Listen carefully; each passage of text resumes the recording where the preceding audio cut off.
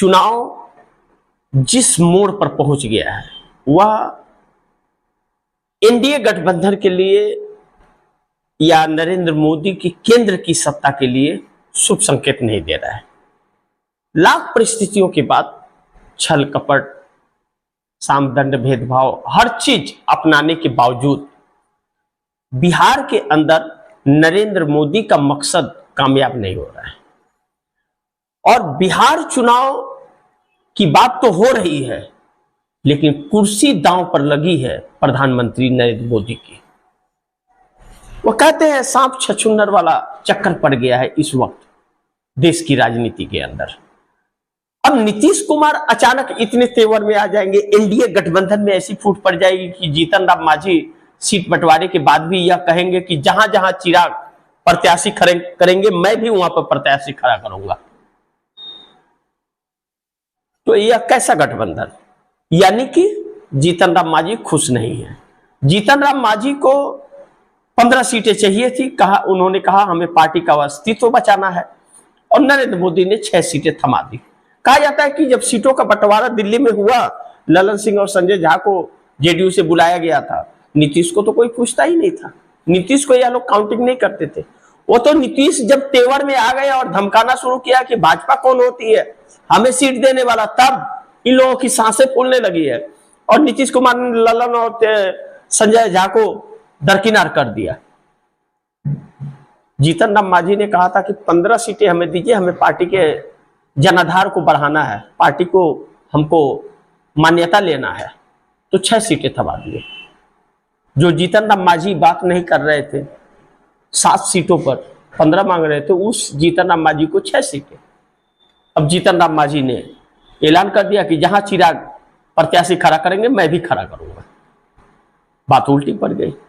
नीतीश कुमार तेवर दिखाने लगे, भारतीय जनता पार्टी के लिए मुश्किलें खड़ी हो गई। अब ऐसे में चंद्रबाबू नायडू का प्रेशर मोदी पर, नींद उड़ गई है मोदी की। चंद्रबाबू नायडू जो लगातार प्रेशर, अपना दबाव नरेंद्र मोदी पर डाल रहे हैं।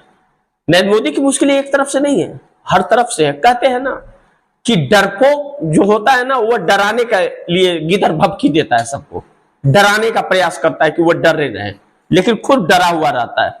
यह सारी चीजें, तथ्य और खुल करके चेहरा मुखौटा देश के सामने आ गया है। अब चंद्रबाबू नायडू एक खिलाड़ी, उनका प्रेशर नरेंद्र मोदी झेल नहीं पा रहे। अब चंद्रबाबू नायडू जिस तरह से गृह मंत्रालय को लेकर के अड़े हुए हैं, कहा जा रहा है, या 10 लाख करोड़ को लेकर के अड़े हुए हैं, वह नरेंद्र मोदी के लिए बड़ी मुसीबत खड़ी हो रही है। अगर गृह मंत्रालय चंद्रबाबू नायडू को देते हैं तो अमित शाह के दूर हो जाएंगे नरेंद्र मोदी से, और अमित शाह दूर हुए तो नरेंद्र मोदी की कुर्सी ज्यादा दिन बच नहीं पाएगी। अब ऐसे हालात में भारतीय जनता पार्टी भी संकट में है।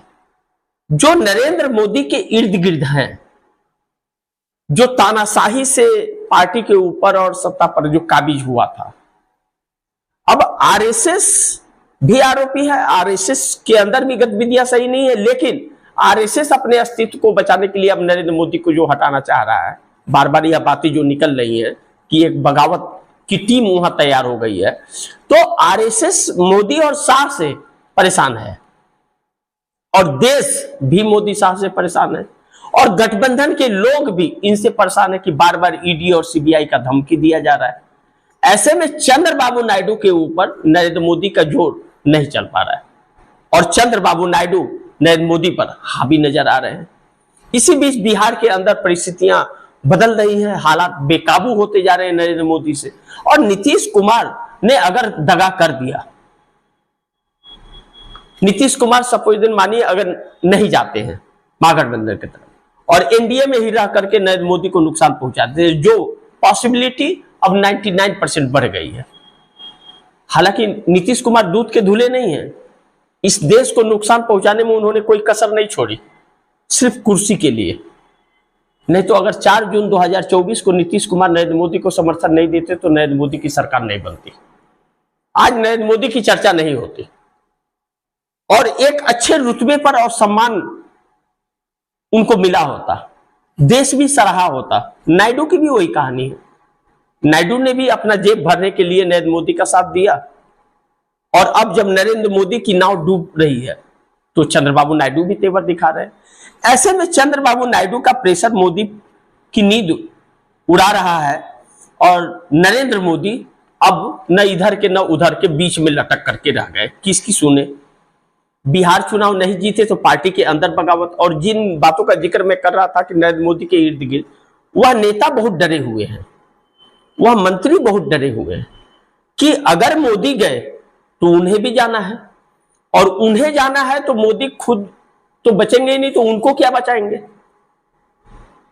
क्योंकि मोदी काल में जो भ्रष्टाचार हुए और जो भ्रष्टाचारी लोग बैठे हुए हैं, यहां तक कि मुख्य चुनाव आयुक्त ज्ञानेश कुमार पर भी जो आरोप लगा है वह आरोप बहुत बड़ा है, लेकिन उसकी चर्चा करने वाला जो मीडिया है वह मीडिया शांत हो गया है। वह मीडिया ले दे करके अपना काम कर चला रहा है, अपनी जेब वह भी भर रहा है जैसे नायडू भर रहे हैं। लेकिन दूसरी तरफ पीएम मोदी की कुर्सी बीजेपी के लिए संकट बन गया।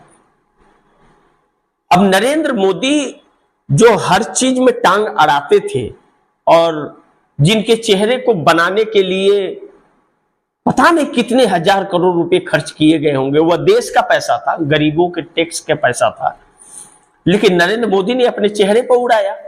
और जब चेहरे पर नरेंद्र मोदी ने उड़ाया तो अब परिस्थितियां बड़ी नाजुक सी हो गई हैं। ऐसे हालात में देश आ गया कि नरेंद्र मोदी के संभाले तो संभल नहीं रहा है, चाहे विदेश नीति हो, कूटनीति हो, राजनीति हो, चाहे पार्टी की नीति हो, कुछ भी नहीं। इनका तो बस एक ही काम था, सामदंड भेदभाव से सबको दबा करके रखना, गिदर भपकी देना, अपने पक्ष में खबर चलाना और अपनी कुर्सी बचा करके रखना, क्योंकि कुर्सी गई तो जेल के दरवाजे खुल जाएंगे, दूसरा कोई आ गया तो।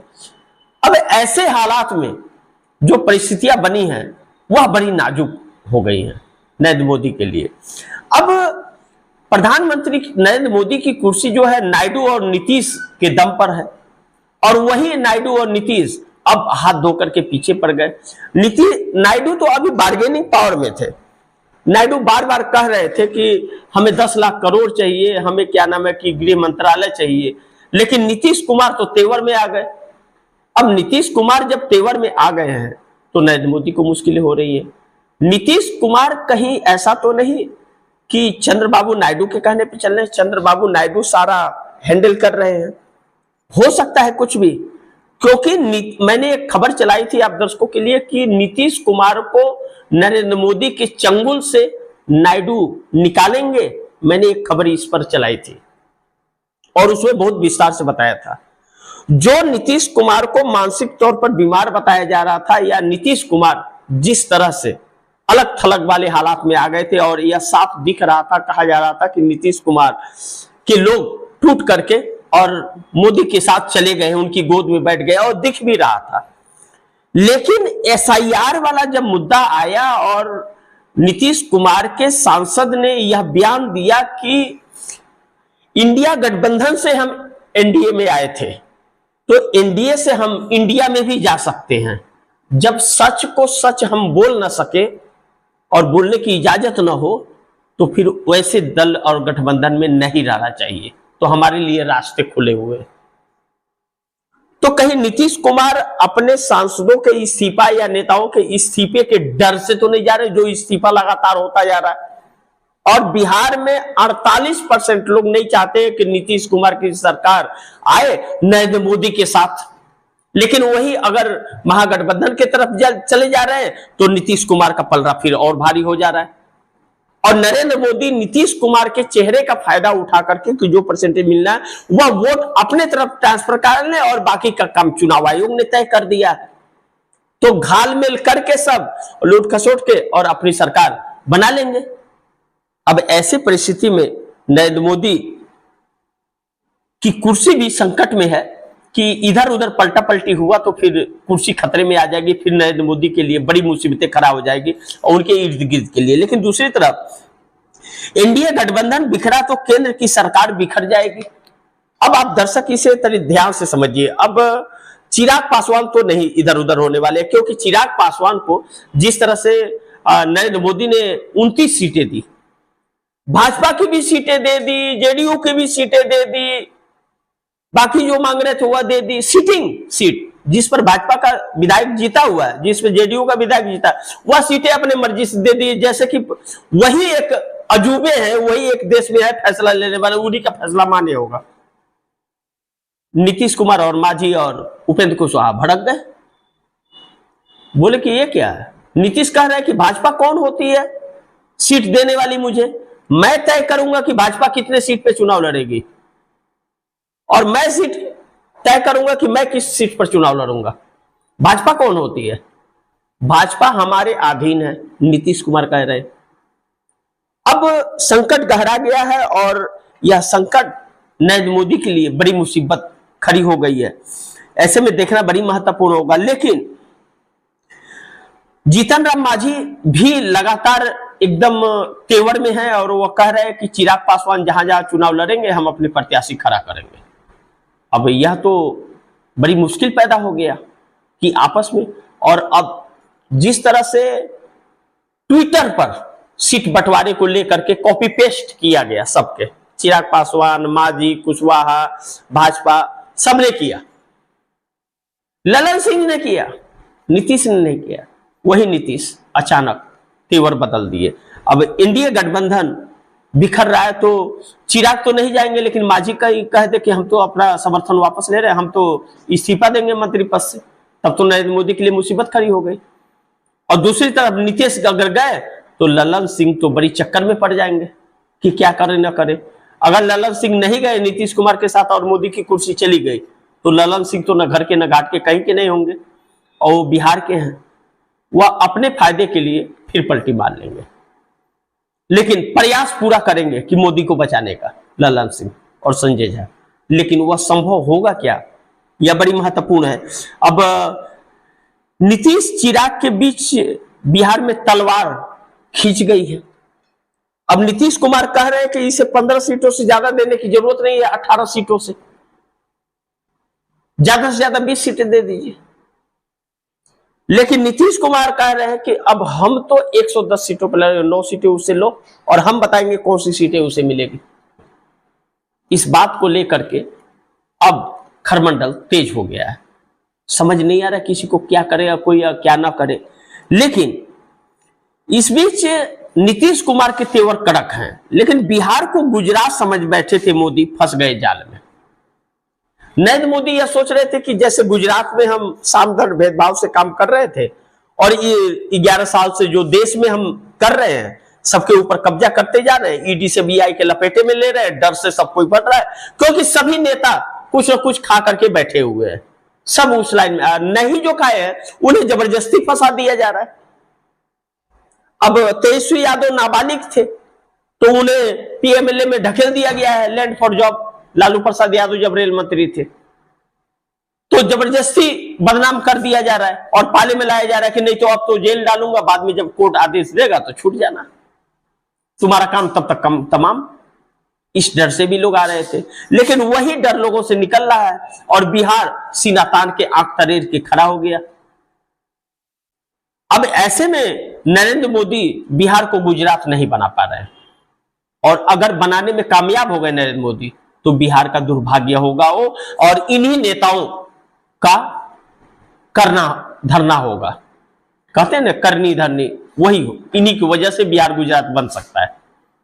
तो गुजरात बन जाए तो गुजरात का व्यवसाय नहीं आएगा, गुजरात का दर्द जो है, जो सताया जाता है, वह दर्द बिहार में आएगा भाजपा की सत्ता आने से।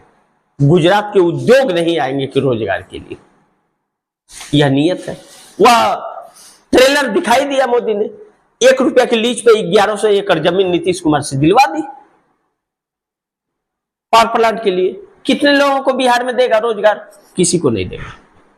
2-4 लेबर को दे दिया तो बाकी सब बाहर से मंगाएगा, या ठेका दे देगा किसी को, बाहर वाले को। अब ऐसे में बिहार में मोदी की तानाशाही का होगा अंत। बिहार के अंदर जो नरेंद्र मोदी अपनी तानाशाही दिखा रहे थे या जो जुमला फेंक रहे थे, वह सारा जुमला फेल हो गया। 2 चीजें बड़ी महत्वपूर्ण है कि अगर नरेंद्र मोदी बिहार समझने में भूल कर दिए तो नरेंद्र मोदी समाप्त हो जाएंगे। और नरेंद्र मोदी बिहार हार गए। इतना कुछ होने के बावजूद, चुनाव आयोग के धांधली और गठबंधन में तकरार और आरएसएस का विरोध, नायडू का बगावत के बावजूद अगर नरेंद्र मोदी बिहार हार गए तो पार्टी निकाल करके उन्हें फेंक देगी। फिर उनका रास्ता इसी 2025 में वह जेल के अंदर होंगे। देखना है क्या होगा, बड़ी महत्वपूर्ण है। लेकिन नरेंद्र मोदी की उल्टी गिनती शुरू हो गई, इस बात से इनकार नहीं किया जा सकता। देखते हैं आगे क्या होता है। जो भी होगा खबरें आप दर्शकों तक लेकर के आते रहूंगा। लेकिन आप दर्शकों से गुजारिश निवेदन है, इस खबर को ज्यादा से ज्यादा शेयर कीजिए, अपने दोस्तों को भी कहिए आगे शेयर करें। आपने अगर चैनल को सब्सक्राइब नहीं किया, सब्सक्राइब कर लीजिए, अपने दोस्तों को भी कहिएगा चैनल को सब्सक्राइब करें। मिलते हैं अगली खबर के साथ, तब तक के लिए नमस्कार।